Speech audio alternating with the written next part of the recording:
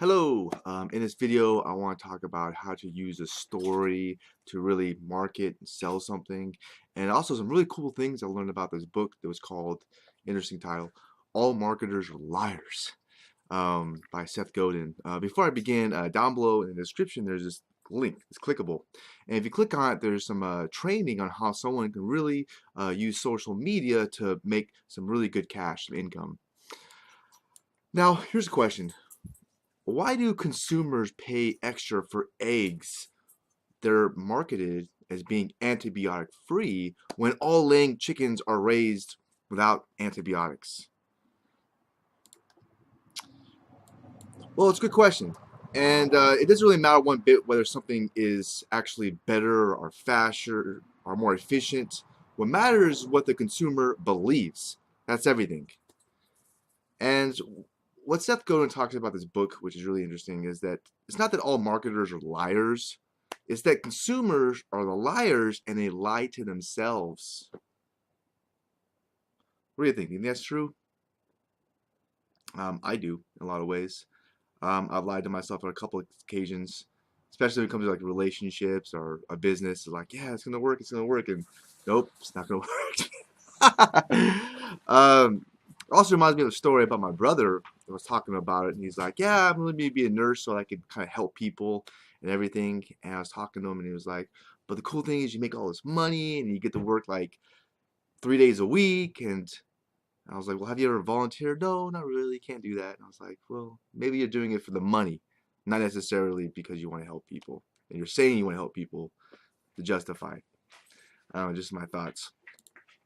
But there's some really cool examples about what he uses in the book, such as marketing, marketers persuading wine drinkers that drinking out of a proper Riedel glass improves the taste. And the reality is, a $1 glass or a $20 glass has no impact on the wine, whether it helps. And that was according to a double-blind test. And the flaw in the experiment is outlined by this guy who's in Gourmet magazine, is that the reason the wine tastes better is that people believe that it should. So they lie to themselves. Again. So if you think the pancakes at IHOP taste better than they do, it's because you want them to. Okay? The story has more of an impact on the taste than anything else. So think about that. You think that's true? I think there's a lot of truth to that. I do. And marketers profit because consumers buy what they want, not what they need. Okay? Needs are practical and objective. And objective means that they're not being influenced by outsider events or personal feelings. Wants now are irrational and very subjective, you know? And no matter what you sell, and whether you sell it to a business or consumers, the path to a profitable growth is satisfying wants, not needs. Okay? That's pretty important. The marketers tell a story about what the consumer notices. The story changes the way the consumer experiences the product or service, and he tells himself the lie. And there's so many examples of this. The outlines in the book, which are really, really good. Speaking respectfully to a person's worldview, which is very important because everyone looks at things differently, is the price of entry to get their attention. Okay? If your message is framed in a way that conflicts with their worldview, you're invisible. I mean, think about like politics or something, right? As soon as you start talking about something that disagrees with the worldview, oh, you're done. Nope. Shut off. You can't win no arguments, right? Or religion or any of these other really touchy topics that people have their hold on to their core beliefs about. Also like the saying, nobody likes to buy. Well, excuse me. Everybody likes to buy, but no one wants to be sold, right? Great stories don't contradict themselves, okay? If your restaurant is in the right location, but has the wrong menu, you lose. And to me, this kind of reminds me of how you tell if someone's lying. Well, if their words, their voice tone, and body language are not congruent, they don't match, there's a good sign that someone's lying. Example, how are you doing today? Oh, I'm doing all right. Bam. Something's not right. All right. And most of all, this is very important.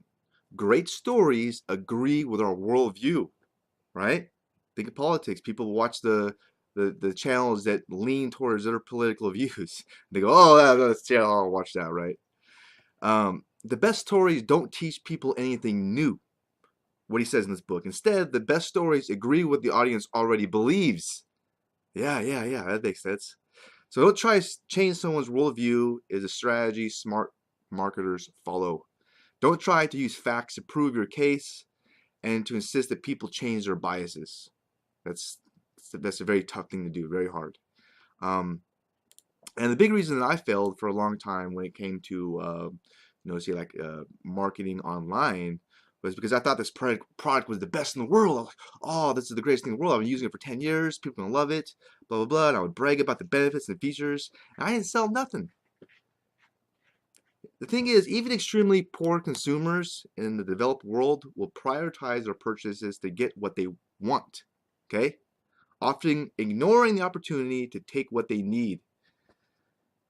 And I remember listening to another successful marketer a long time ago, and he was talking about broccoli, covering the broccoli up with chocolate.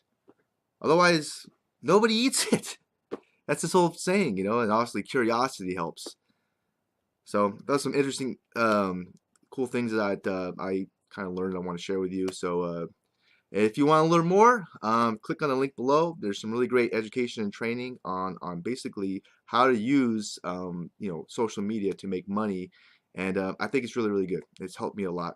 If you like this video, please hit the thumbs up. I hope you did like it, and yeah, have a great, wonderful rest of your day. And bye for now.